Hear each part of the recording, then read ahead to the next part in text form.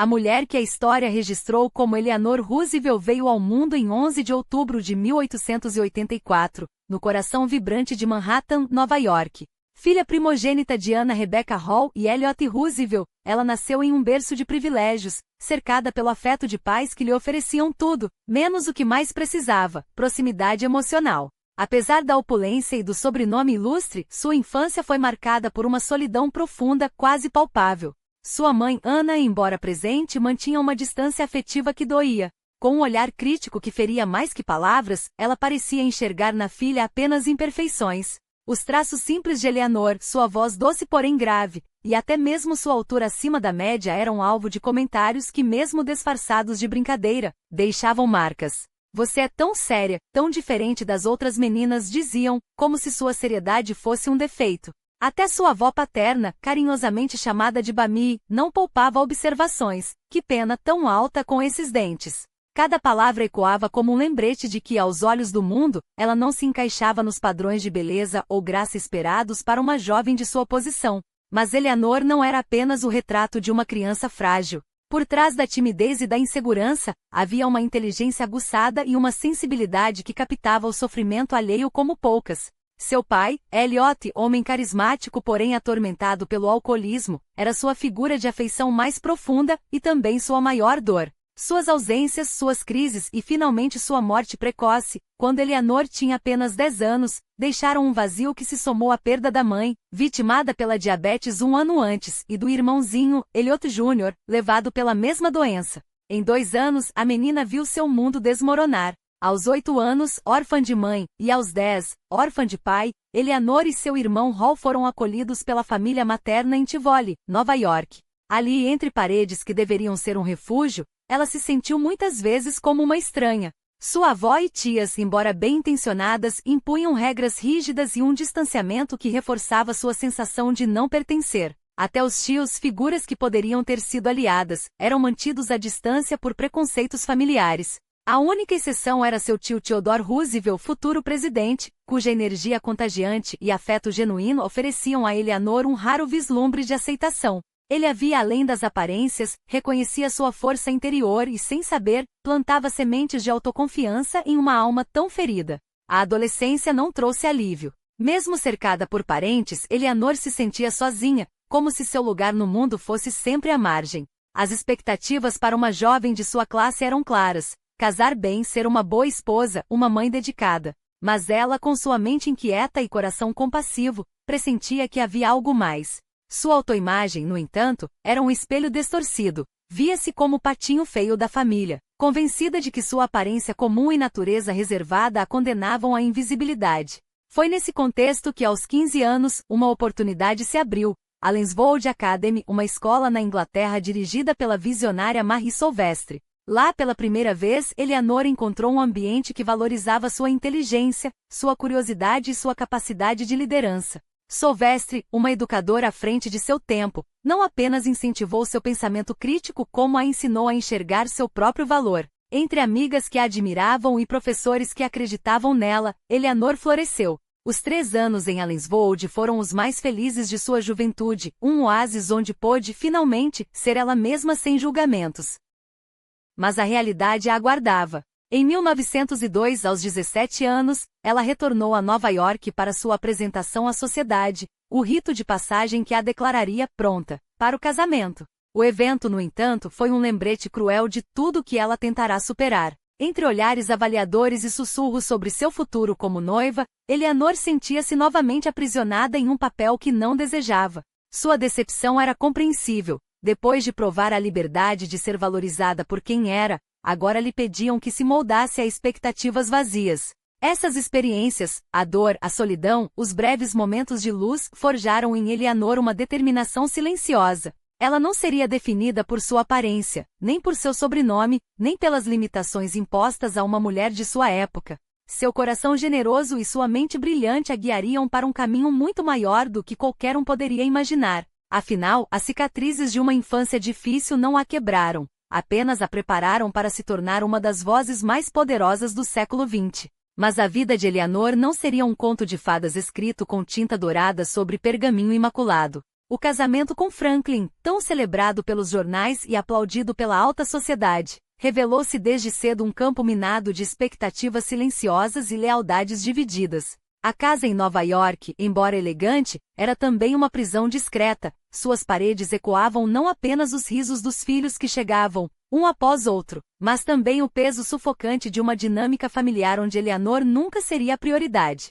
Sarah Delano Roosevelt, com seu sorriso polido e maneiras impecáveis, governava aquele lar como uma rainha benevolente, mas inquestionável. Seu amor por Franklin era absoluto, quase possessivo, e qualquer espaço que Eleanor tentasse conquistar era imediatamente redefinido pelos limites invisíveis traçados pela sogra. Não havia malícia explícita, apenas uma certeza inabalável de que ela sabia o que era melhor para o filho, para a família, para o legado Roosevelt. E nesse jogo, Eleanor, com sua franqueza incômoda e sua necessidade de propósito, era frequentemente vista como uma peça que não se encaixava direito.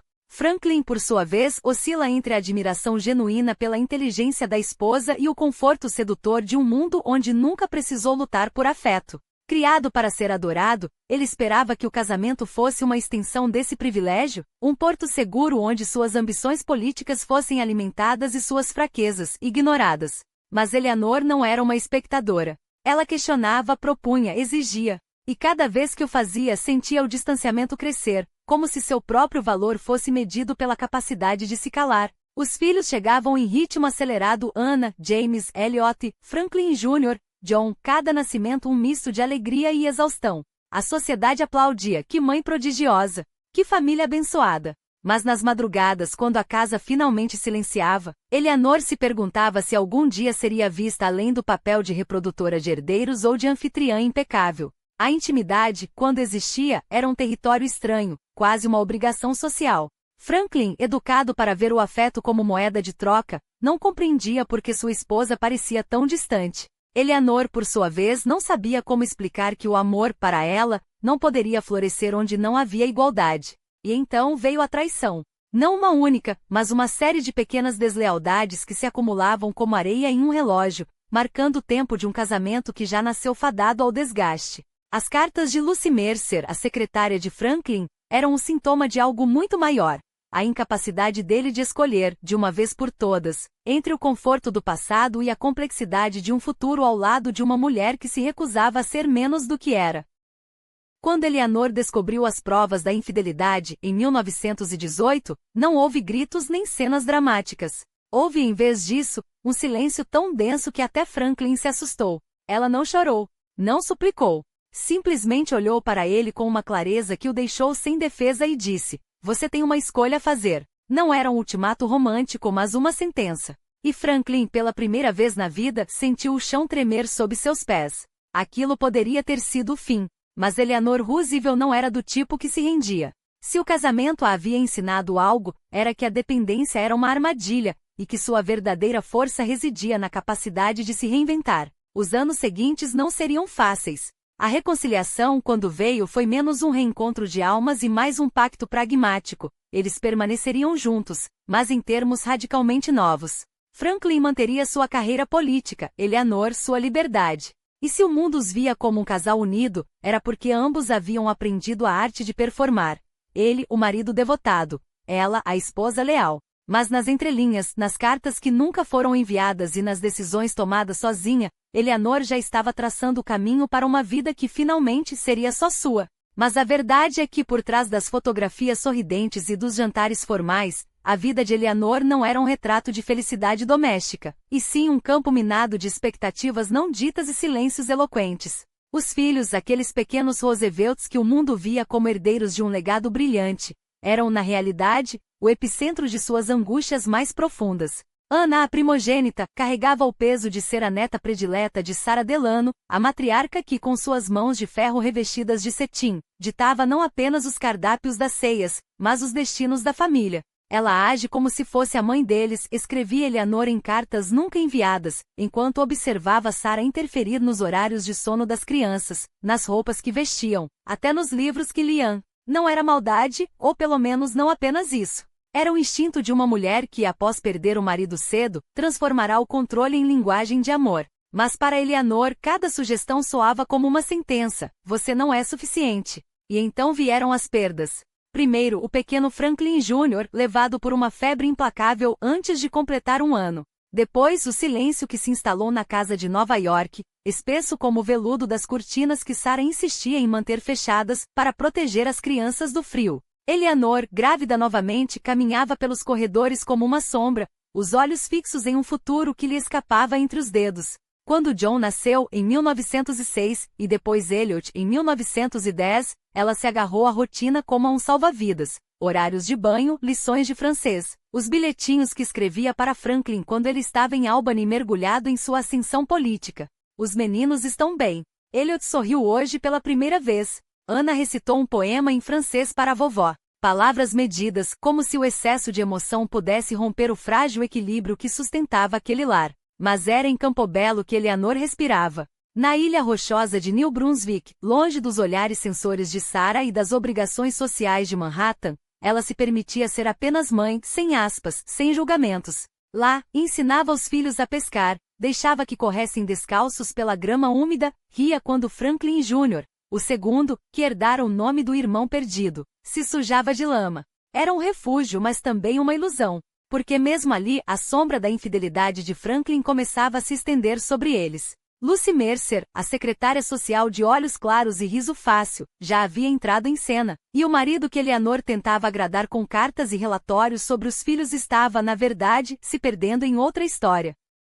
Quando a verdade veio à tona em 1918, através de uma mala abandonada cheia de cartas comprometedoras, não foi a traição em si que a destruiu. Foi a certeza de que, mais uma vez, ela não era suficiente. Não como esposa, não como mãe, não como mulher. Sarah, é claro, posicionou-se ao lado do filho. Divórcio? Impossível, Franklin. Pense na família, pense na sua carreira. Eleanor, por sua vez, fez o que sempre fizera, engoliu o orgulho e propôs um acordo. Permaneceria ao seu lado, mas em seus próprios termos. Você terá sua liberdade, e eu, a minha, disse-lhe com uma calma que a surpreendeu. Não era perdão. Era sobrevivência. E assim, entre os escombros de um casamento e as demandas de uma vida pública que nunca escolhera, Eleanor começou a se reinventar. Os filhos, agora adolescentes, viram a mãe se transformar. Menos presente nos jantares, mais engajada em causas sociais, menos preocupada com os bordados dos lençóis e mais com os discursos que proferia em fábricas e escolas. Mamãe está sempre ocupada, reclamava Anna, sem entender que aquela mulher que via pouco era, na verdade, a única versão de Eleanor que fazia sentido. Porque ser esposa de Franklin Roosevelt, o homem que se tornaria presidente, era um papel. Mas ser Eleanor Roosevelt, isso sim, era uma revolução. Uma aliança que redefiniu o que significava ser um casal no poder. Não era a união romântica dos contos de fada, nem o casamento de conveniência que a alta sociedade nova-iorquina esperava. Era algo muito mais raro e poderoso, uma parceria estratégica onde a lealdade não se media por beijos roubados, mas por batalhas travadas lado a lado.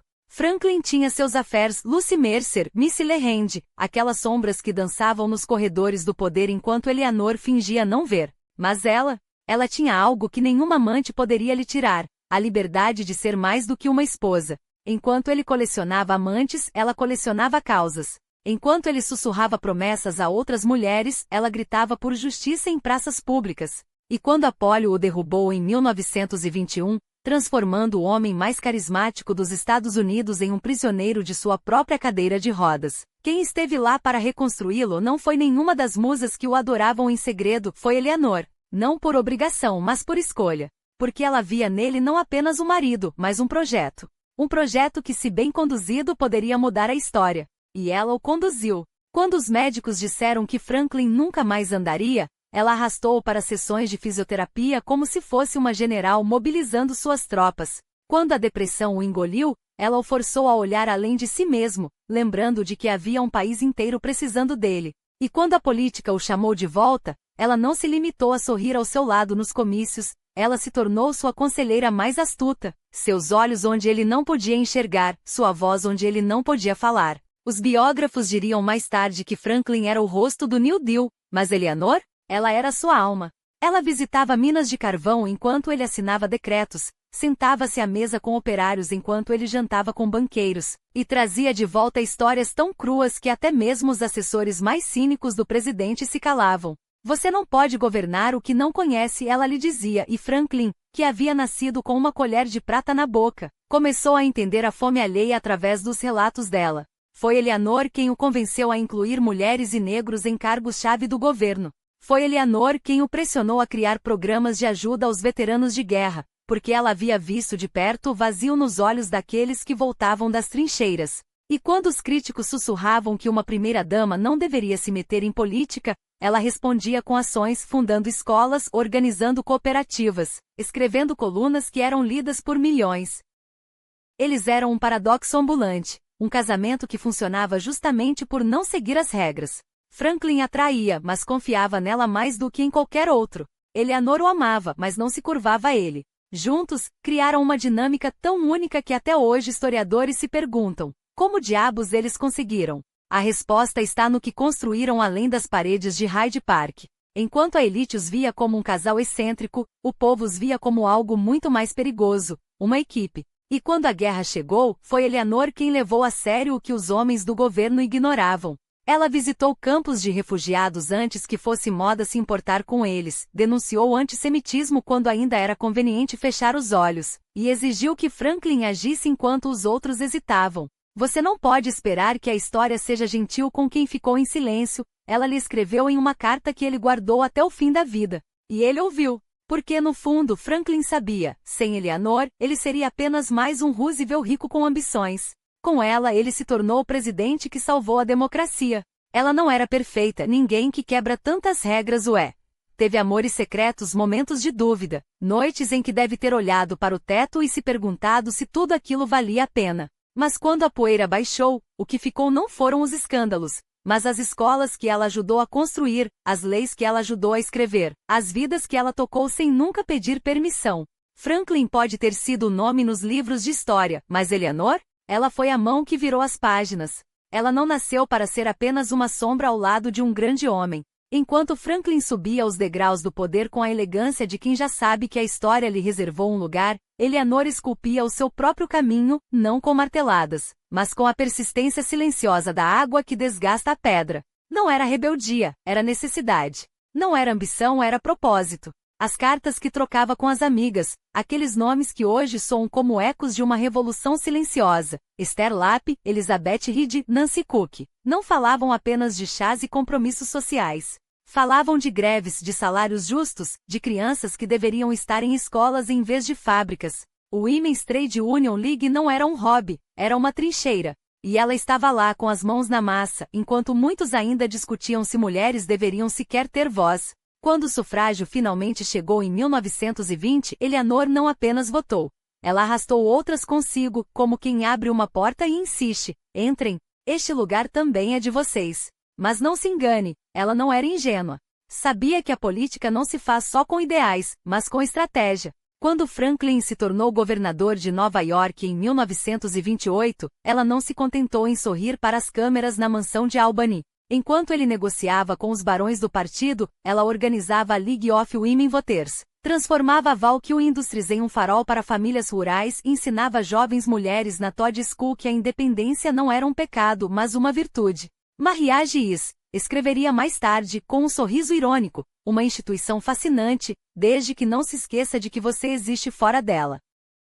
E então veio a traição mais doce, o espaço próprio. Não um canto na casa dos Roosevelt, mas um refúgio, Valkyrie Cottage, onde as paredes guardavam risadas de amigas, projetos inacabados e a liberdade de ser apenas Eleanor, sem sobrenomes ou expectativas. Ali, ela recebia as sufragistas, planejava campanhas para o Smith, discutia com Marianne Dickman como convencer o mundo de que 48 horas de trabalho por semana não eram um privilégio, mas um direito. E quando a crise de 1929 abateu-se sobre o país como uma tempestade, enquanto muitos se escondiam atrás de discursos vazios, ela foi às ruas. Literalmente. Com Aaron Miller ao volante, aquele trooper de sorriso fácil e olhos que pareciam entender coisas que nem ela mesma ousava nomear, percorreu Nova York de ponta a ponta, vendo a fome, ouvindo os desempregados, anotando nomes em um caderno que depois se tornaria pressão sobre Franklin. Você não pode governar o que não conhece, dizia, enquanto os assessores do marido torciam o nariz para suas visitas não oficiais.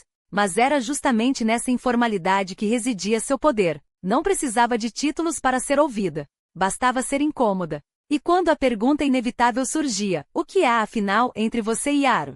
Ela respondia com um sorriso e um silêncio que valiam mais que 1000 explicações. Porque algumas coisas não são para os livros de história. São para as noites em que o vento bate nas janelas de Valkill, para as cartas queimadas, para os olhares trocados em meio ao caos de uma campanha. Eleanor não era santa. Era humana. E foi justamente essa humanidade, com suas contradições, suas paixões discretas e sua teimosia em não se curvar, que a tornou impossível de ignorar. Quando Franklin foi eleito presidente em 1932, muitos pensaram que ela finalmente se acomodaria no papel de primeira-dama ornamental. Enganaram-se, porque Eleanor Roosevelt não se sentava à espera de convites. Ela os escrevia. E o mundo, mesmo sem saber ainda, estava prestes a receber a lição mais importante, que a verdadeira liderança não vem de trás de uma mesa, mas de quem ousa sujar as mãos. Não se preocupe com as sombras desse passado, é que a história de Eleanor é tão densa que ofusca até a luz mais insistente. E se há algo que prova isso são as cartas. Centenas delas trocadas ao longo de 3 décadas, algumas talvez perdidas para sempre. Será que foram destruídas de propósito? Quem sabe? Mas esta aqui, a que você segura agora e foi resgatada a tempo, selada como um segredo que o mundo não estava pronto para ouvir. Faz parte de uma coleção privada, um fragmento de verdade que quase escapou entre os dedos da história. A morte de Helena pesa no ar como um luto silencioso. Não conheço os detalhes nem importam. O que importa é o legado que ela deixou para trás, e como os estudiosos das relações humanas insistem em uma verdade incômoda. Miller pode muito bem ter sido o primeiro amor de Eleanor. Um amor que veio décadas antes das traições que marcariam o casamento com Franklin, antes das cicatrizes que ele carregaria, físicas e emocionais. Porque a vida não poupou Roosevelt. Sua autoestima, esmagada sob o peso das expectativas, só encontrou refúgio quando finalmente alguém a olhou e viu ela. Não a sobrinha de um presidente, não a esposa de um político, não a primeira-dama em potencial. Apenas Eleanor. E foi nesse terreno fértil de autodescobrimento que ela floresceu. A confiança, antes frágil como vidro, tornou-se aço. Não por magia, mas por escolha. Porque Eleanor não esperou permissão para ser extraordinária, ela tomou o espaço que lhe era devido. E quando Franklin venceu a presidência em 1932, ela já não era a mesma mulher que tremia às margens da história. Era uma força da natureza, pronta para redefinir o que significava ser primeira-dama. Imagine só, até então, o cargo era pouco mais que um adereço protocolar. As esposas presidenciais eram esperadas para sorrir, servir chá e desaparecer quando os assuntos sérios começavam. Edith Wilson, durante o mandato do marido, chegou a assumir funções executivas após seu derrame, mas fez isso nas sombras, como se a ambição feminina fosse algo a ser escondido. Eleanor? Ela rasgou esse script. Não se contentou em ser a dona da Casa Branca. Ela a transformou em uma trincheira de batalha. E foi na campanha de 1932 que o destino lhe apresentou Lorena Hickok, como carinhosamente a chamaria. Uma repórter de 37 anos, enviada pela Associated Press para cobrir a esposa do candidato democrata. O que deveria ser uma atribuição jornalística virou uma das amizades mais intensas e transformadoras da vida de Eleanor. Biógrafos hesitantemente e com razão, descrevem o que veio depois, uma conexão tão profunda que transcendeu o convencional. Ike se apaixonou perdidamente.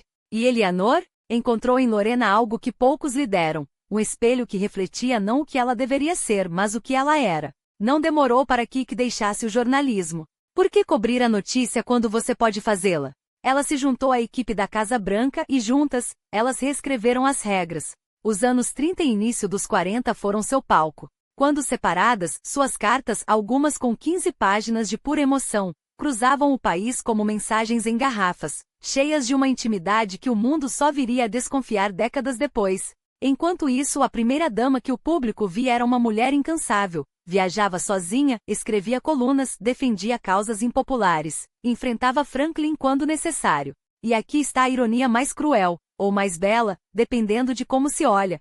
Enquanto a América debatia se uma mulher poderia ter voz, Eleanor já a usava para ecoar pelos corredores do poder. Enquanto Franklin lutava contra as limitações de seu corpo, depois da poliomielite, ela carregava o peso de suas ambições e as dela própria. Não como sua sombra, mas como sua igual. Não atrás dele, mas ao seu lado, quando não à frente. Porque Eleanor Roosevelt não nasceu para ser primeira-dama. Ela nasceu para ser a primeira. A primeira a dizer que o cargo não era um título, mas uma plataforma. A primeira a provar que uma mulher poderia ser, ao mesmo tempo, frágil e indestrutível, amada e controversa. tradicional nos gestos, revolucionária nas ações. E quando olhamos para trás, não vemos uma esposa leal. Vemos uma líder que, contra todas as probabilidades, escolheu não apenas existir, mas queimar. Mas não foi apenas no palco da política que Eleanor queimou. Foi nas entrelinhas das cartas, nos suspiros guardados entre as páginas de uma correspondência que desafiou o tempo. Porque o que havia entre ela e Lorena e Coke não era apenas amizade,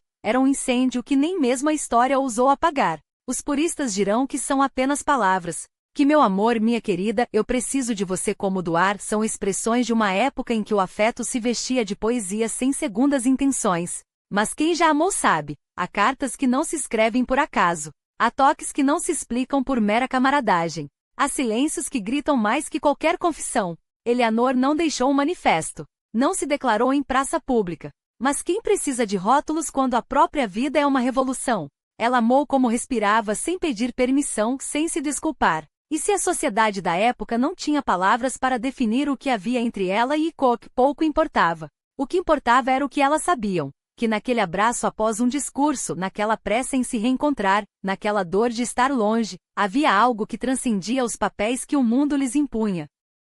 Alguns historiadores hesitarão.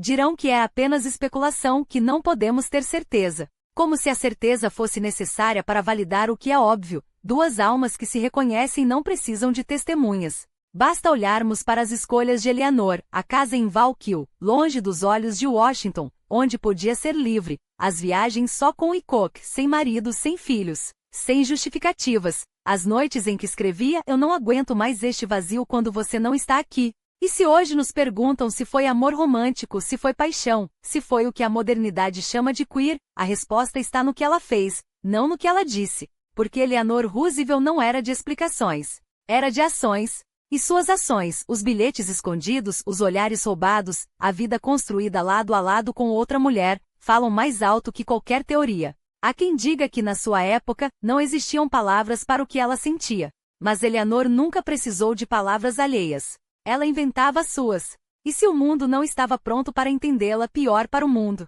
O que sabemos com absoluta certeza é isto. Ela amou com uma intensidade que assustava até a si mesma. E se isso não for suficiente para chamarmos de revolução, então nada jamais será. A história oficial pode omitir esses capítulos, mas a verdade não se apaga tão facilmente. E aqui está o que realmente importa. O feminismo não é um movimento que começou em manuais ou foi decretado por homens em gabinetes. Ele nasceu do suor, das lágrimas e da teimosia de mulheres como Eleanor, que mesmo quando o mundo as ignorava, insistiam em existir. Não foi na década de 1960 que tudo começou, embora essa segunda onda tenha sido um incêndio necessário. Eleanor já estava lá décadas antes, acendendo faíscas onde ninguém olhava. Enquanto a elite discutia direitos abstratos, ela falava de creches subsidiadas, de jornadas justas, de crianças que não deveriam trabalhar enquanto suas mães se esgotavam em fábricas. Não era teoria, era sobrevivência. E sobrevivência, quando organizada, vira revolução.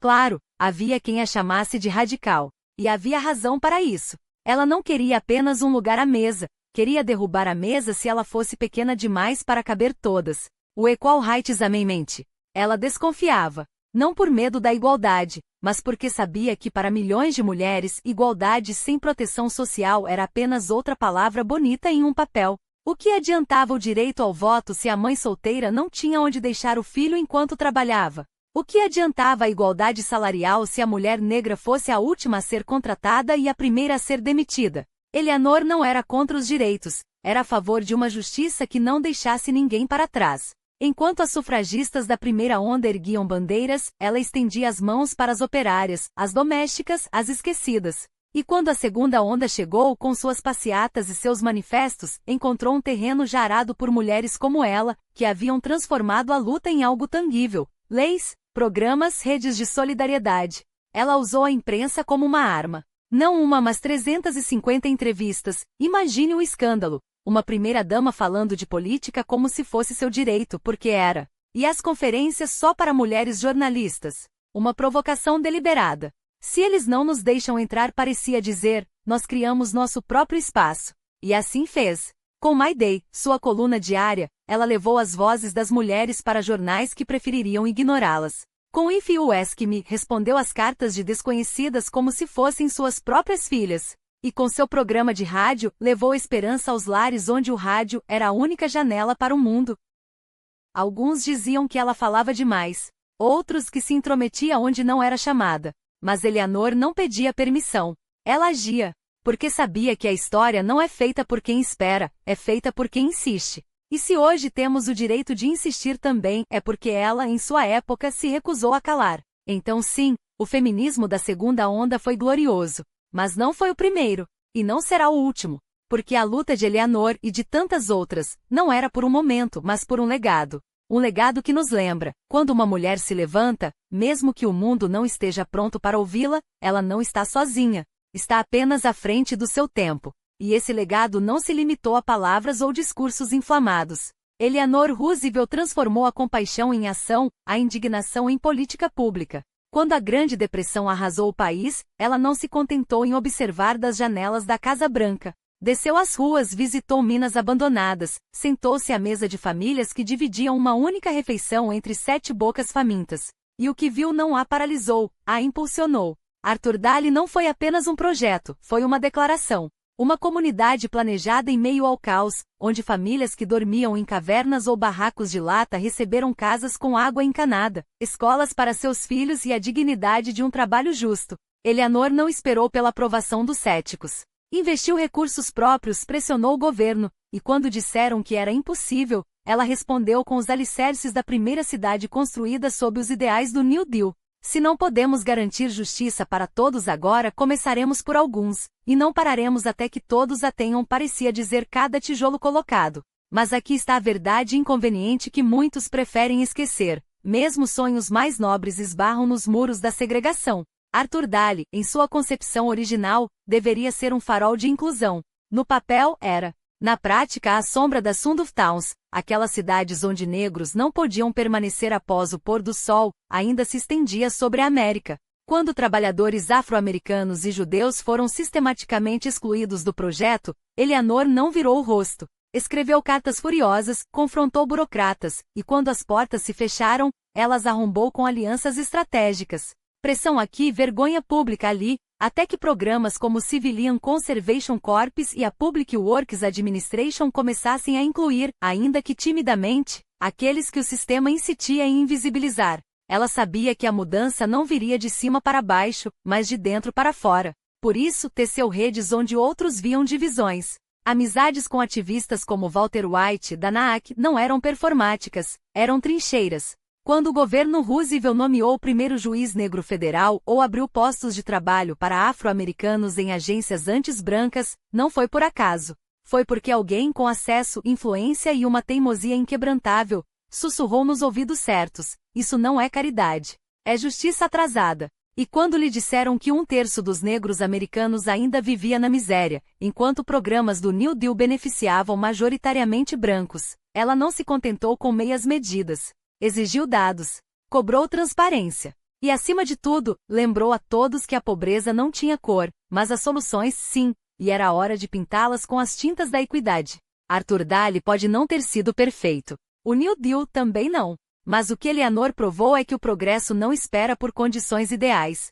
Ele é forjado por quem se recusa a aceitar o mundo como está, e ousa imaginá-lo como deveria ser. E se hoje falamos de comunidades planejadas, de direitos civis, de políticas que colocam as pessoas antes dos lucros, é porque ela, em sua época, escolheu não apenas sonhar, mas construir, com as próprias mãos, se necessário. Porque legados não são feitos de intenções, são feitos de ação. E Eleanor Roosevelt, mais do que qualquer título ou cargo, foi uma arquiteta do possível. Mas a história não se escreve apenas com discursos ou decretos assinados em gabinetes climatizados. Ela se forja nos bastidores, onde as batalhas mais difíceis são travadas não com canetas, mas com coragem. E foi ali nos corredores do poder onde muitos preferiam o silêncio, que Eleanor Roosevelt escolheu erguer sua voz, mesmo quando essa voz desafiava o próprio marido. Imagine a cena: a Casa Branca, símbolo máximo do poder democrático, era também um palco de contradições. Franklin Delano Roosevelt, o presidente que redefiniu uma nação em crise, via-se preso entre a pressão dos segregacionistas sulistas, aqueles que, com sorrisos afiados e discursos envenenados, controlavam o Congresso como um feudo, e a urgência moral de um país que sangrava. Lynching não era um crime federal, era uma vergonha nacional. E enquanto políticos debatiam direitos dos estados como se fossem teólogos discutindo dogmas, corpos negros balançavam em árvores, e famílias enterravam filhos sem justiça. Walter White, líder da NAAC, bateu à porta da Casa Branca não como suplicante, mas como estrategista. Trazia consigo não apenas estatísticas de horror, mas um projeto de lei que poderia finalmente tornar o linchamento um crime contra a União. E Eleanor? Ela não apenas abriu a porta, ela sentou à mesa. Convidou-o para o chá sim, mas não para um ritual de cortesia, para uma guerra de ideias. Enquanto o FDR, pragmático até a medula, calculava os custos políticos de apoiar publicamente a causa, ela pressionava. Não com ultimatos, mas com uma pergunta que ecoava como um sino. Qual o preço de nossa humanidade? O projeto não passou. Não naquela vez.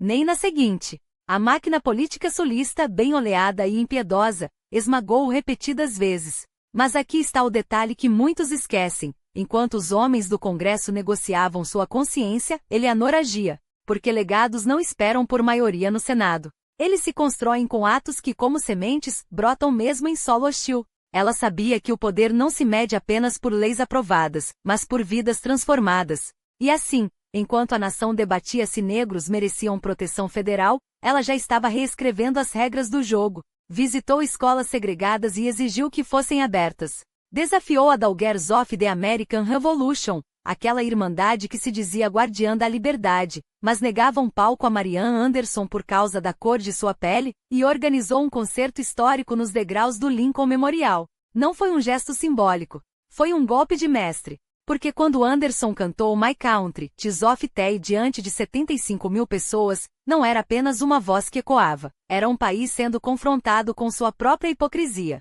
A guerra chegou e com ela, uma nova frente de batalha. Enquanto os homens partiam para os campos de combate, Eleanor via outra guerra sendo travada em casa, a das mulheres e negros que mais uma vez eram chamados a servir, mas não a serem servidos. Fábricas precisavam de mãos, mas não queriam dar oportunidades. Ela não aceitou isso. Exigiu programas de treinamento para trabalhadoras. Cobrou que indústrias abrissem suas portas e suas posições de liderança para afro-americanos. E quando o Tuskegee Institute, berço de excelência negra, precisou de apoio para treinar pilotos, ela não apenas endossou, ela lutou para que aqueles homens, que a Força Aérea relutava em aceitar, provassem que o céu não tinha cor. Mas não pense que foi fácil. Cada vitória veio com seu quinhão de resistência. Generais resmungavam que mulheres não pertenciam às zonas de guerra. Políticos sulistas a chamavam de agitadora. Até mesmo aliados dentro do próprio partido sussurravam que ela ia longe demais. E ainda assim ela embarcou. Inspecionou hospitais militares onde soldados negros eram tratados como cidadãos de segunda classe. Sentou à beira de leitos, ouviu histórias de jovens que haviam deixado suas famílias para defender uma pátria que nem sempre os defendia. Não eram visitas protocolares. Eram declarações de guerra contra a indiferença. Havia algo em Eleanor que os burocratas não podiam calcular. Ela não governava por meio de cargos, mas de conexões humanas. Um aperto de mão que durava segundos a mais. Um olhar que dizia, eu vejo você. Uma pergunta sobre a família de um soldado, enquanto câmeras registravam apenas o sorriso oficial. Era nessa intimidade que ela plantava revoluções. Porque sabia que a mudança real não vem de cima para baixo, mas de dentro para fora, de cada indivíduo que ao se sentir visto, passa a exigir mais. E quando a fadiga a alcançou, quando as críticas se acumularam como pesos, ela não desistiu, apenas ajustou a estratégia. Afinal, quem disse que cansaço é desculpa para parar, quando há uma nação para ser reconstruída? Uma força da natureza que não se curvava nem mesmo diante da morte. Porque quando o mundo perdeu Franklin, ela não se permitiu afundar na dor, transformou o luto em combustível. Aquela mulher que já havia enfrentado guerras, preconceitos e a frialdade dos salões do poder agora encarava a solidão de um quarto vazio, mas com um propósito ainda mais urgente, garantir que sua voz e a de milhões silenciados ecoasse além das fronteiras. E foi assim que entre lágrimas e telegramas de condolências, ela encontrou nas ruínas do pós-guerra a matéria-prima para sua maior obra. A Organização das Nações Unidas não era apenas um fórum diplomático, era o palco onde ela poderia finalmente costurar os retalhos de uma humanidade dilacerada. Quando assumiu a presidência da Comissão de Direitos Humanos, não levou consigo apenas o peso do sobrenome Roosevelt, mas a memória de cada rosto que a guerra havia marcado. Os refugiados judeus recém-libertados dos campos, as famílias japonesas ainda trancafiadas nos campos de internamento, Os soldados negros que voltavam para casa como heróis, mas eram tratados como cidadãos de segunda classe. Liberdade de expressão, liberdade de culto, liberdade de viver sem miséria e liberdade de viver sem medo. Não eram apenas palavras bonitas, eram as colunas de um novo mundo que ela se recusava a deixar no papel. Enquanto políticos debatiam cláusulas e vírgulas, ela percorria os corredores da ONU com a determinação de quem sabia que cada minuto perdido era uma vida esquecida. E quando, em 1948, a Declaração Universal dos Direitos Humanos foi aprovada, não foi um triunfo burocrático. Foi a vitória de uma mulher que havia passado a vida provando que a justiça não é um privilégio, mas um direito inegociável. Mas Helena não se contentava com documentos. Enquanto recebia medalhas e discursava para plateias entusiastas, ela mantinha na gaveta cartas de mulheres negras do sul dos Estados Unidos, que lhe contavam como eram espancadas por exigir salários justos. Ou os bilhetes de crianças japonesas, ainda traumatizadas pelos campos de internamento, perguntando por que seu país as havia abandonado. Era esse fogo, essa dor alheia que ela carregava como própria Det a impelia a seguir, mesmo quando o FBI de J. Edgar Hoover a espionava, mesmo quando os segregacionistas a chamavam de comunista por defender que trabalhadores negros tivessem os mesmos direitos que os brancos. E quando os tumultos explodiram em Detroit em 1943, quando o ódio racial transformou ruas em campos de batalha, ela não se escondeu atrás de comunicados oficiais. Esteve lá, ouviu os gritos, viu os corpos, e depois subiu no palanque para dizer o que ninguém queria ouvir: a violência não nasce do nada. Nasce quando um sistema decide que algumas vidas valem menos que outras. As elites brancas torceram o nariz. Os jornais a chamaram de instigadora. Mas as mulheres negras que limpavam as casas daqueles mesmos críticos, elas a chamavam de Nossa Senhora porque, pela primeira vez, alguém com poder as olhava nos olhos e dizia: vocês merecem mais.